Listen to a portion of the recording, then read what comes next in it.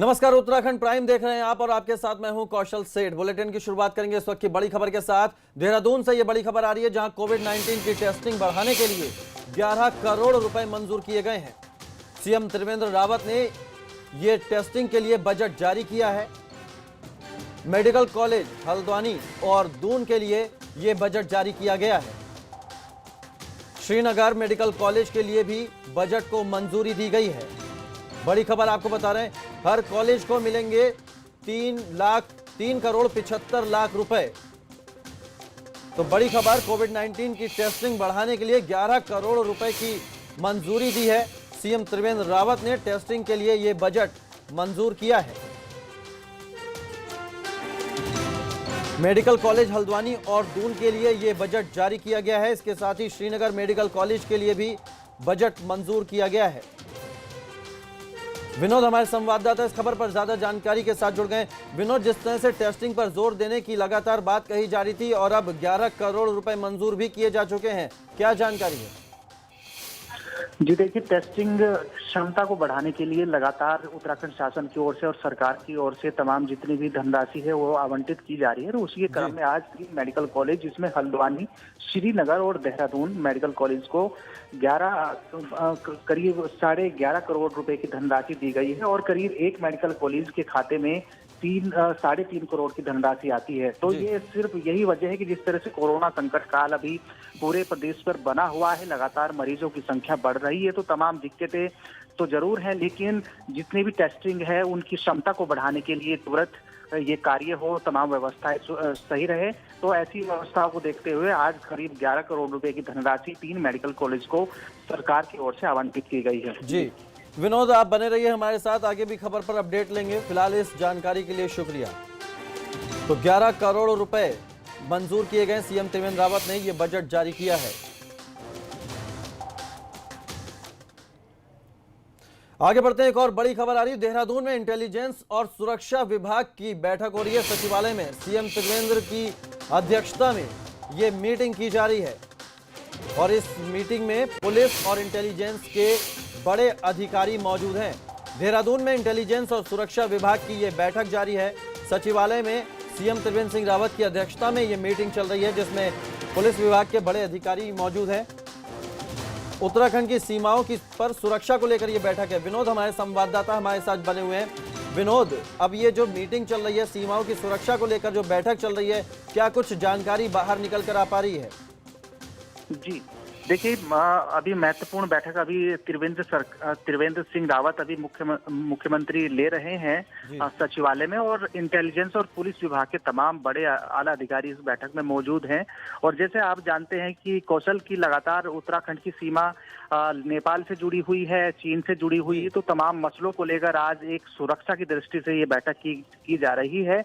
और जिस तरह से लगातार एक भारत, चीन और नेपाल का विवाद पूरी तरह से देश में गरमाया हुआ है और उनकी सीमा उत्तराखंड से लगती हुई है, तमाम किस तरीके की तैयारी पुलिस विभाग की है, इंटेलिजेंस डिपार्टमेंट की है, तो पूरे अधिकारी इसमें इंटेलिजेंस विभाग के हैं, पुलिस अधिकारी हैं। सुरक्षा किस तरीके की सीमाओं पर हो, चौकसी किस तरह से बढ़ती जाए, सतर्कता कैसी रहे, तो तमाम महत्वपूर्ण मसलों को लेकर आज ये सचिवालय में बैठक चल रही है, जिसमें पुलिस के अधिकारी और इंटेलिजेंस डिपार्टमेंट के बड़े अधिकारी शामिल हैं। जी बहुत शुक्रिया विनोद आपका तमाम जानकारी के लिए। उत्तराखंड की सीमाओं पर सुरक्षा को लेकर यह बैठक जारी है। सचिवालय में सीएम त्रिवेंद्र सिंह रावत की अध्यक्षता में इंटेलिजेंस और सुरक्षा विभाग की बैठक चल रही है। आगे बढ़ते हैं, एक और बड़ी खबर का रुख करते हैं। उत्तराखंड में भारी बारिश की चेतावनी जारी की गई है। बड़ी खबर आपको बता रहे हैं, उत्तराखंड में भारी बारिश की चेतावनी जारी की है। मौसम विभाग ने अगले 36 घंटे के लिए यह चेतावनी जारी की गई है। देहरादून जिले में भारी बारिश का अलर्ट जारी किया गया है। रवि कैंतुरा हमारे संवाददाता इस खबर पर ज्यादा जानकारी के साथ जुड़ गए। रवि, अगले 36 घंटे के लिए चेतावनी जारी की है मौसम विभाग ने, किस तरह का अलर्ट है, पूरी डिटेल बताएं। ये देखिए, 36 घंटे का अलर्ट जो है देहरादून के लिए खास तौर पर जारी किया गया है। भारी से भारी बारिश का ये अलर्ट है और आज रात से जो है इस बारिश का सिलसिला जो है शुरू हो जाएगा और 5 तारीख की मॉर्निंग तक 36 घंटे होंगे जिसपे कि भारी बारिश का अलर्ट है। ऐसे में नगर निगम को इस पर अलर्ट पर रखा गया है, आपदा प्रबंधन तंत्र अलर्ट पर है। PWD को भी कह दिया गया है कि जो सड़कों की खुदाई है वो आज जो है लगातार उस पर काम चल रहा है, क्योंकि स्मार्ट सिटी का भी देहरादून में काम चल रहा है, काफी सड़कें खुदी हुई हैं। तो ऐसे में जो है जल भराव की समस्या यहाँ पर हर वर्ष होती है और इस बार भी मानसून में अगर भारी बारिश होगी तो जल भराव जैसी स्थितियां पैदा हो सकती हैं। जिसको देखते हुए तमाम चीजें जो है अलर्ट पर रखी गई हैं, लेकिन इसके साथ ही साथ जो भारी बारिश का अलर्ट है, ऐसे में लोगों को भी एहतियात बरतने की आवश्यकता है और बेवजह जो है लोग इस दौरान अगर घरों से बाहर ना आए तो ऐसा ही जो है मौसम विभाग ने सभी के लिए कहा है। जी बहुत शुक्रिया रवि आपका तमाम जानकारी के लिए। तो भारी बारिश की आशंका जाहिर की है मौसम विभाग ने, अगले 36 घंटे के लिए चेतावनी जारी की है। आगे बढ़ते हैं और बड़ी खबर आपको खटीमा से बता दें, जहां एक ही परिवार के 5 लोग कोरोना पॉजिटिव आए हैं। खटीमा में एक ही परिवार के 5 लोग कोरोना पॉजिटिव मिले हैं। नोएडा से ये परिवार लौटा था। इस परिवार के सभी सदस्य नोएडा से लौटे थे। रिपोर्ट आने के बाद इन सभी को आइसोलेट किया गया है। बड़ी खबर खटीमा से आपको बता रहे हैं, एक ही परिवार के 5 लोग कोरोना पॉजिटिव आए हैं। महुआट गांव में एक कंटेनमेंट जोन बनाया गया है और ये इस परिवार के बारे में जानकारी मिल पा रही है कि ये सभी सदस्य जो परिवार के हैं ये नोएडा से लौटे थे और रिपोर्ट आने के बाद अब इन सभी लोगों को आइसोलेट किया गया है। खटीमा में एक ही परिवार के 5 लोग कोरोना पॉजिटिव पाए गए हैं। महुआट गांव में कंटेनमेंट जोन बना दिया गया है जहां ये लोग कोरोना पॉजिटिव पाए गए हैं। एक ही परिवार के 5 लोग हैं जो नोएडा से लौटे थे। इनकी जांच की गई जिसके बाद सभी 5 सदस्य कोरोना पॉजिटिव पाए गए और अब इन्हें आइसोलेट किया गया है।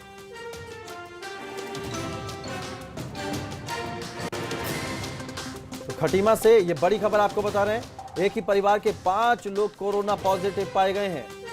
ये सभी लोग नोएडा से लौटे थे जिसके बाद इनकी जांच की गई तो इनकी कोरोना रिपोर्ट पॉजिटिव आई और अब इन्हें आइसोलेट किया गया है। धीरेन्द्र मोहन संवाददाता हमारे इस खबर पर ज्यादा जानकारी के साथ जुड़ गए। धीरेन्द्र, एक ही परिवार के 5 लोग कोरोना पॉजिटिव आए हैं, आइसोलेट किया गया इन्हें, प्रशासन ने और क्या क्या कदम उठाए एहतियात के तौर पर? मैं ऐसे बताना चाहूंगा, जब एक ही परिवार नोएडा से आए हुए 5 लोग परिवार के कोरोना पॉजिटिव पाए गए, जिसमें से 3 लोगों को होम क्वारंटाइन किया गया था, जिसके बाद प्रशासन तत्काल हरकत में आया है। प्रशासन ने पूरा खाली महुआट जो गांव है उसे कर दिया गया है, कंटेनमेंट जोन बना दिया गया है। साथ ही 121 लोगों को उसी गांव में होम क्वारंटाइन कर दिया गया है। साथ ही आज से सैंपलिंग शुरू हो जाएगी। गांव के जो भी लोग उस परिवार के संपर्क में आए थे उन लोगों को सैंपलिंग की जाएगी। साथ ही गांव में सारी दुकानें बंद कर दी गई हैं। राशन व्यवस्था घर पे पहुंचाया जाएगा फोन पे। प्रशासन का कहना है कि 14 दिन तक बिल्कुल कर्फ्यू जैसी स्थिति उस गांव में रहेगी ताकि कोरोना आगे फैल ना पाए। जी बहुत शुक्रिया धीरेन्द्र आपका ये तमाम जानकारी के लिए। तो एक ही परिवार के 5 लोग खटीमा में कोरोना पॉजिटिव पाए गए हैं। सभी लोगों को आइसोलेट किया गया है। साथ ही प्रशासन अब जो लोगों के संपर्क में ये आए थे उनकी भी जांच करेगा।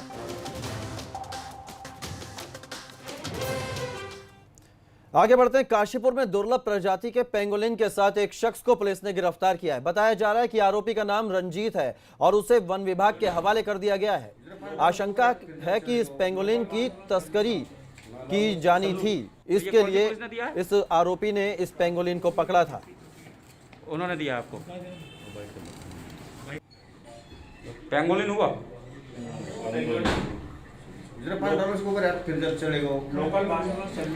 तो ये वो दुर्लभ प्रजाति का जीव है पेंगोलिन जिसको ये आरोपी तस्करी के लिए ले जा रहा था, ऐसी पुलिस को आशंका है। इसके साथ पुलिस ने इस शख्स को गिरफ्तार किया है और अब इस शख्स को वन विभाग को सौंप दिया है। वन विभाग अब इससे जानकारी लेगा कि ये जो पेंगोलिन है कहां से इसने इसे पकड़ा और इसकी तस्करी के लिए क्या ये इसको लेकर जा रहा था। पेंगोलिन हुआ काशीपुर में ये पुलिस के हाथ एक कामयाबी कही जा सकती है। दुर्लभ प्रजाति का ये जीव है पेंगोलिन, कौन सी पुलिस ने दिया है? जिसके साथ इस शख्स को पुलिस ने उन्होंने दिया आपको गिरफ्तार किया है। पौड़ी में कलजी खाल ब्लॉक के लोगों के सामने पानी की परेशानी है। ग्रामीण इलाकों के साथ साथ शहर में पानी की किल्लत है। आलम यह है कि इस ब्लॉक के लिए बनी 2 पेयजल पंपिंग योजनाओं से कई ग्रामीणों को अब तक एक बूंद तक पानी नसीब नहीं हो पाया है, जबकि पेयजल विभाग करोड़ों का बजट चिनवाड़ी डांडा पेयजल पंपिंग और डांडा नागराजा जैसी पेयजल पंपिंग योजनाओं पर खर्च कर चुका है। तो लोगों के सामने पानी की किल्लत है।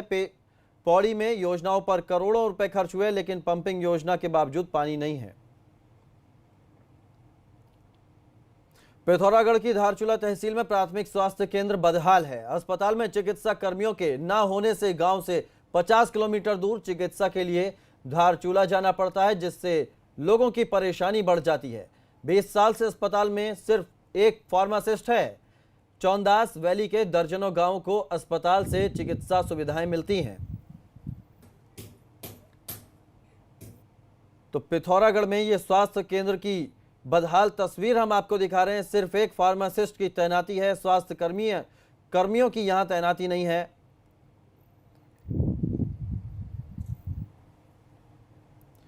पिथौरागढ़ से इस वक्त एक बड़ी खबर आ रही है। आपको बता दें कि 1 घंटे के लिए खुलेगा झूला पुल। पिथौरागढ़ में 1 घंटे के लिए ही खुलेगा झूला पुल। आवाजाही के लिए 1 घंटे के लिए ये झूला पुल खुलेगा। नेपाल से भारत आ सकेंगे लोग। आपको बता दें कि धारचूला में ये झूला पुल है, जिसमें भारत और नेपाल दोनों ही देश के लोग आवाजाही करते हैं। नेपाल से कुछ लोग भारत आते हैं, यहाँ से खरीदारी करते हैं और वापस अपने देश जाते हैं। ये धारचूला में जो झूला पुल है वो 1 घंटे के लिए खुलेगा। पिथौरागढ़ से ये बड़ी खबर आपको बता रहे हैं। आवाजाही के लिए सिर्फ 1 घंटे के लिए इस झूला पुल को खोला जाएगा। नेपाल से भारत आ सकेंगे लोग और भारत से नेपाल जा सकेंगे लोग। दोनों देशों में फंसे हुए लोगों के लिए ये पुल खोला गया है। तो बड़ी खबर आपको बता रहे हैं पिथौरागढ़ से। जिस तरह से नेपाल और भारत में एक सीमा को लेकर जो विवाद चल रहा था, जो नेपाल ने एक विवादित नक्शा जारी किया था, उसके बाद से इस झूला पुल को बंद कर दिया गया था। अब ये खबर आ रही है कि 1 घंटे के लिए ये झूला पुल खोला जाएगा। नेपाल से भारत आ सकेंगे लोग और भारत से नेपाल जा सकेंगे लोग। दोनों देशों में फंसे हुए लोगों के लिए ये पुल खोल दिया गया है। योगेश पाठक हमारे संवाददाता इस खबर पर ज्यादा जानकारी के साथ जुड़ गए। योगेश, इस खबर पर अपडेट दीजिए। 1 घंटे के लिए झूला पुल खुलेगा, किस तरह की सुरक्षा व्यवस्था होगी, कैसे लोगों की आवाजाही हो सकेगी? कौशल जी, मैं बताऊं, जहां एक तरफ भारत और नेपाल में एक तनाव चल रहा है, जो भारत के भूभाग को नेपाल अपना बता रहा है, उसके बावजूद भी भारत एक बड़े भाई की भूमिका और जो रोटी बेटी का नेपाल के साथ संबंध है उसको पूरी तरीके से निभा रहा है। नेपाल की तरफ से जो रिक्वेस्ट आई थी आज 1 घंटे के लिए झूला पुल खोलने के लिए, क्योंकि जो नेपाल के कुछ लोग हमारे यहाँ गोरखा रेजिमेंट में सेना में कार्यरत हैं, उनके बच्चे नेपाल में फंसे, जिनको भारत में आना है, और भारत से कुछ लोगों को जिनकी रिश्तेदारी नेपाल में किसी के अंतिम संस्कार में नेपाल पे जाना है। तो इस रिक्वेस्ट पे भारत आज अपनी तरफ से और नेपाल अपनी तरफ से 1 घंटे के लिए धारचूला के झूला पुल को खुलेगा, जहां से नेपाल और भारत के लोग आवाजाही कर सकें। क्या समय निर्धारित हुआ इसके लिए योगेश? अभी समय इनका निर्धारित नहीं हुआ है, क्योंकि ये धारचूला नेपाल के सीडीओ और स्थानीय उप जिलाधिकारी के बीच में वार्ता होती है और दोनों तरफ से अधिकारी जब वहां पे पहुंचते हैं उसके बाद ही पुल को खोला जाता है, जिससे एक तो सुरक्षा व्यवस्था बना रहे कि नेपाल के तनाव को देखते हुए भारत की तरफ से भी काफी सुरक्षा व्यवस्थाएं यहाँ पे रखनी पड़ती हैं। तो अभी समय तय नहीं हुआ है, परंतु यह है कि आज ये 1 घंटे के लिए पुल खोला जाएगा। बहुत शुक्रिया योगेश आपका तमाम जानकारी के लिए। तो झूला पुल जो पिथौरागढ़ के धारचूला में है उसको खोला जाएगा 1 घंटे के लिए। आगे बढ़ते हैं। बागेश्वर जिले में प्रधानमंत्री गरीब कल्याण अन्न योजना के तहत वर्तमान में 2,11,821 परिवार लाभान्वित हो रहे हैं। जरूरतमंद लोगों का कहना है कि इस योजना से उन्हें काफी फायदा होगा। कोरोना की वजह से ऐसे कितने ही परिवार हैं जिनका रोजगार ठप पड़ा हुआ है। तो गरीबों के लिए पीएम कल्याण अन्न योजना अहम है। बागेश्वर के लोग इसे काफी अहम मान रहे हैं, जिस कोरोना काल में गरीबों को इस योजना से काफी फायदा होगा। उत्तराखंड में 4 धाम यात्रा शुरू हो चुकी है। ऐसे में बद्रीनाथ धाम में श्रद्धालुओं की संख्या बढ़ने लगी है। यात्रा शुरू होने के दूसरे दिन बद्रीनाथ धाम में 102 श्रद्धालुओं ने दर्शन किए। सुबह 7 बजे से शाम 4 बजे तक श्रद्धालु बद्रीनाथ धाम में दर्शन कर सकते हैं। हालांकि अभी यात्रियों की संख्या काफी कम है।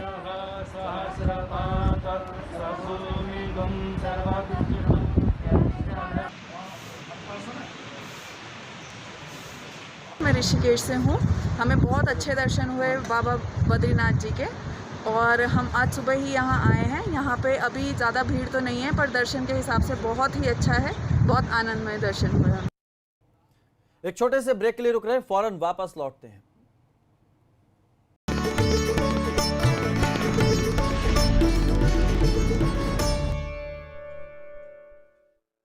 मैडम, ये तो जादू की छड़ी है। इसलिए अपने फैब्रिकेटर को बोलिए कि ग्रिल बनाए तो सिर्फ SRMB रियल एज स्टील से।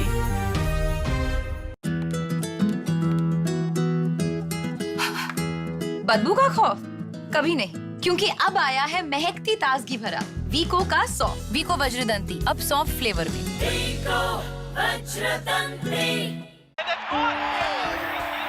सिगरेट की तलब तो उठेगी, उसे कंट्रोल करो निकोटेक्स के साथ। WHO की मानो, सिगरेट छोड़ो, कोरोना वायरस से बचो, हमें यकीन है आप पे। निकोटेक्स। ए सैलरी आ गई।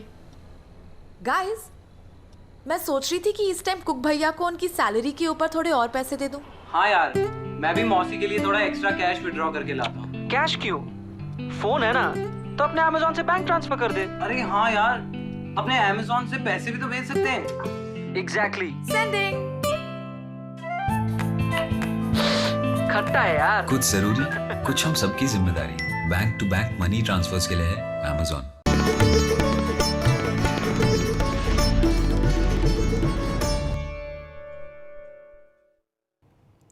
ब्रेक के बाद स्वागत है आपका। हरिद्वार में इस बार कांवड़ मेला नहीं होगा। कोरोना की वजह से कांवड़ को स्थगित कर दिया गया है। उत्तराखंड सरकार हरिद्वार से गंगा जल को दूसरे राज्यों में पहुंचाने की योजना बना रही है, ताकि शिवरात्रि के मौके पर शिव भक्त गंगा जल से जलाभिषेक कर सकें।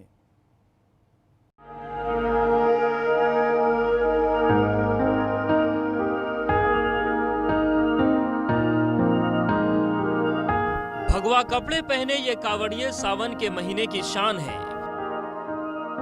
शिव में इनकी आस्था का अंदाजा इसी बात से लगाया जा सकता है कि कांवड़ मेले में महज 10 से 12 दिन में करोड़ों शिव भक्त धर्मनगरी पहुंच जाते हैं।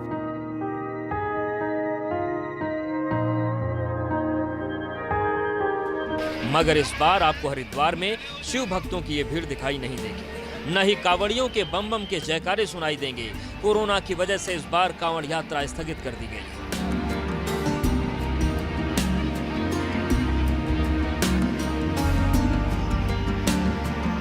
सावन के महीने में शिवलिंग पर गंगा जल से जलाभिषेक करना पुण्य का काम माना जाता है। इसी को देखते हुए उत्तराखंड सरकार ने दूसरे राज्य सरकारों को हरिद्वार से गंगा जल ले जाने की इजाजत दी है, ताकि शिव भक्तों की आस्था बनी रहे। वो राज्य सरकारें जिस रूप में चाहें, जैसा उनकी व्यवस्था हो, उस व्यवस्था के अंतर्गत वो गंगा जल ले जाने के लिए स्वतंत्र होंगी। राज्य सरकार उनका पूरा सहयोग करेगी। वो गंगा जली के रूप में, वो ट्रकों में, वो अन्य जो माध्यम हो सकते हैं, उन माध्यमों से हम उनका पूरा सहयोग करेंगे। इस रूप में वो राज्य सरकारों को हमने इस प्रकार की कल कहा है कि बातचीत करके जो भी वो व्यवस्था बनाए हम उसको सहयोग। इसके साथ ही प्रदेश सरकार की तरफ से दूसरे राज्यों में टैंकर के माध्यम से गंगा जल भेजने की व्यवस्था की है। उत्तराखंड से टैंकरों के माध्यम से गंगा जल भरकर दूसरे राज्यों में पहुंचाया जाएगा।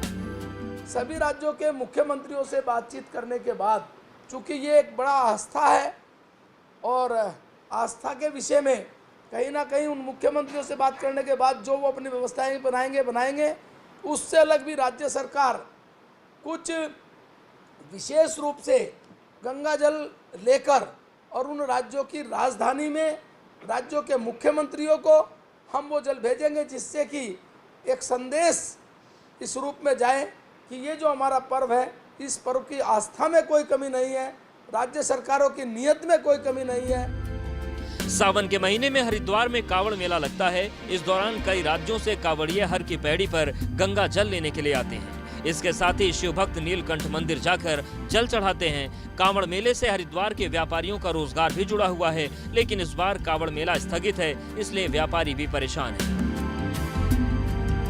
देहरादून से विनोद कुमार की रिपोर्ट, एबीपी गंगा। महाकुंभ को लेकर पुलिस विभाग की तरफ से भी एजेंडा तैयार किया जा रहा है। कुंभ में सुरक्षा व्यवस्था बनाए रखना बड़ी जिम्मेदारी है। यही वजह है कि इस पर अभी से रणनीति बनाई जा रही है। तो पुलिस ने भी महाकुंभ की तैयारी शुरू कर दी है। अगले साल हरिद्वार में महाकुंभ होगा, ऐसे में रणनीति की बनाई जा रही है। अभी तो हम कुंभ की तैयारियां करके चल रहे हैं और पूर्व से परंपरा रही है 20 से 25 हज़ार पुलिस बल लगता है।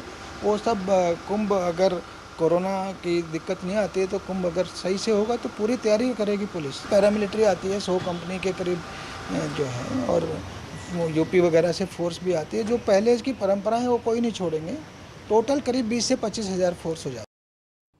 देहरादून विधानसभा में राज्य मंत्री रेखा आर्य ने महिला सशक्तिकरण और बाल विकास विभाग की समीक्षा बैठक की। मीटिंग में विभाग की तरफ से संचालित योजनाओं की समीक्षा के साथ ही कई योजनाओं को लेकर दिशा निर्देश भी दिए। इसके साथ ही महिलाओं के लिए संचालित योजनाओं में जो दिक्कतें आ रही हैं उन्हें भी दूर करने पर बात हुई। मंत्री रेखा आर्य का कहना है कि महिलाओं को स्वावलंबी और आत्मनिर्भर बनाने के लिए कई योजनाएं चलाई जा रही हैं। साथ ही एकल महिलाओं के लिए ऋण योजना जो संचालित की गई थी, बैंक की दिक्कतों के कारण उन्हें लाभ नहीं मिल पा रहा था। ऐसे में अब विभाग के द्वारा सब्सिडी के आधार पर एकल महिलाओं को योजना का लाभ दिया जाएगा। सब्सिडी के आधार पर जो है हम लोग योजनाएं जो है एकल महिलाओं के लिए देने जा रहे हैं, उसकी तैयारी के संदर्भ में चर्चा की गई है। महिलाओं को हम किस प्रकार से सैनिटरी नैपकिन उपलब्ध करा सके, जो कि बीच में चल रही थी लेकिन इस कोरोना के पीरियड में फिर उस पर भी रोक लग गई थी, तो उसको फिर से हम किस तरीके से हर महिला तक या हर बालिका तक हम नैपकिन पहुँचा सके, उसके भी दिशा निर्देश दिए गए हैं।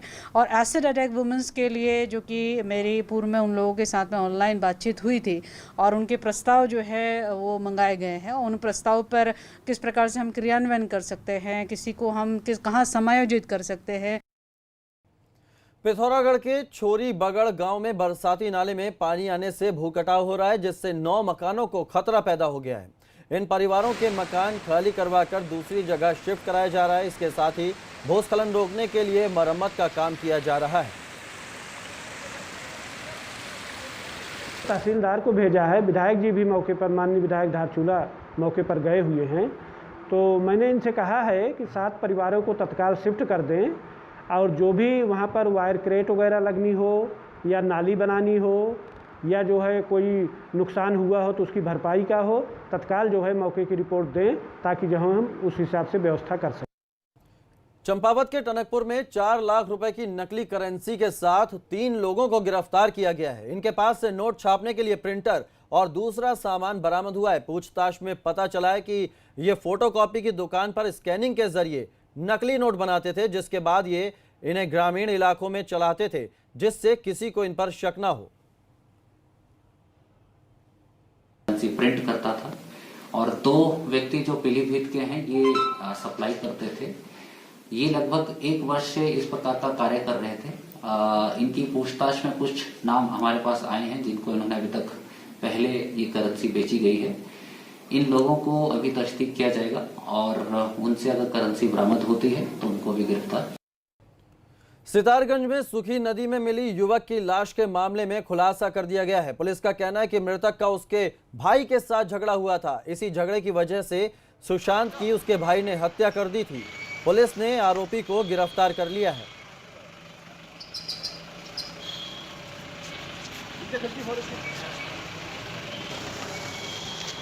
तो युवक की हत्या का खुलासा कर दिया है खटीमा में। सितारगंज में उस शख्स ने हत्या कर दी थी आपसी विवाद में।